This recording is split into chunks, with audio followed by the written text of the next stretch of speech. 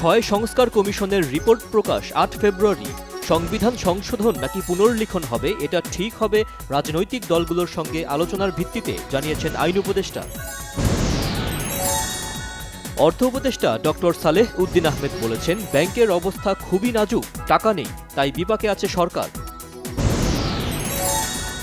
রমজানে সিন্ডিকেট করে পণ্যের দাম বাড়ালে ব্যবস্থা নেওয়া হবে, জানিয়েছেন কৃষি ও স্বরাষ্ট্র উপদেষ্টা জাহাঙ্গীর আলম চৌধুরী। শুধু অর্থ বরাদ্দ দিয়ে সামাজিক নিরাপত্তা কর্মসূচি সফল হবে না, বলেছেন সমাজ কল্যাণ উপদেষ্টা শারমিন এস মুর্শিদ।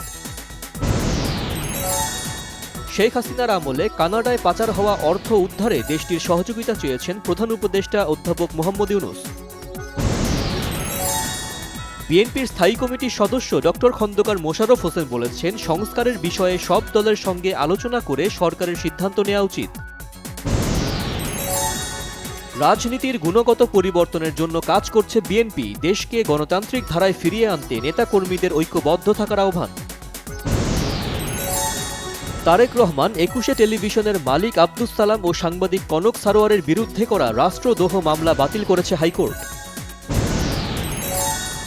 বাংলাদেশ ব্যাংকের কর্মকর্তাদের লকার ফ্রিজ করতে গভর্নরকে চিঠি দিয়েছে দুর্নীতি দমন কমিশন। কেউ যেন লকার খুলে মালামাল নিতে না পারে, সেজন্য এই পদক্ষেপ।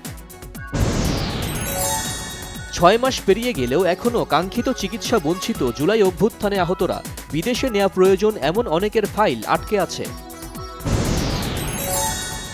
বৈষম্য বিরোধী আন্দোলনে শহীদ আবু সাইদ সহ শহীদদের মানহানির মামলায় সাময়িক বরখাস্ত সহকারী কমিশনার তাপসী তাবাসসুম উর্মির বিরুদ্ধে অভিযোগ গঠনের আদেশ।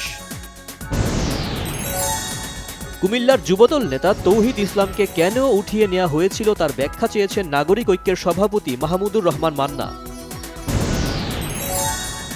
রাজধানীর মোহাম্মদপুর থেকে নিখোঁজ সুভাকে নওগাঁ থেকে উদ্ধার, প্রেমিকের সাথে গিয়েছিল দাবি পুলিশের। টঙ্গীর তুরাগ তীরে চলছে বিশ্ব ইজতেমার প্রথম পর্বের দ্বিতীয় ধাপ, আখেরি মোনাজাতের মধ্য দিয়ে শেষ হবে আগামীকাল। সম্পত্তি নিয়ে বিরোধের জেরে ব্রাহ্মণবাড়িয়ার সরাইলে দুই পক্ষের সংঘর্ষে নিহত হয়েছেন ২ জন।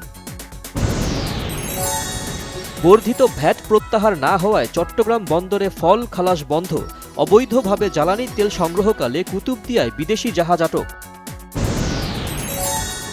অন্তত ২০৫ জন অবৈধ ভারতীয়কে ফেরত পাঠিয়েছে যুক্তরাষ্ট্র, দেশটিতে কয়েক লাখ ভারতীয় অবৈধভাবে বাস করছেন।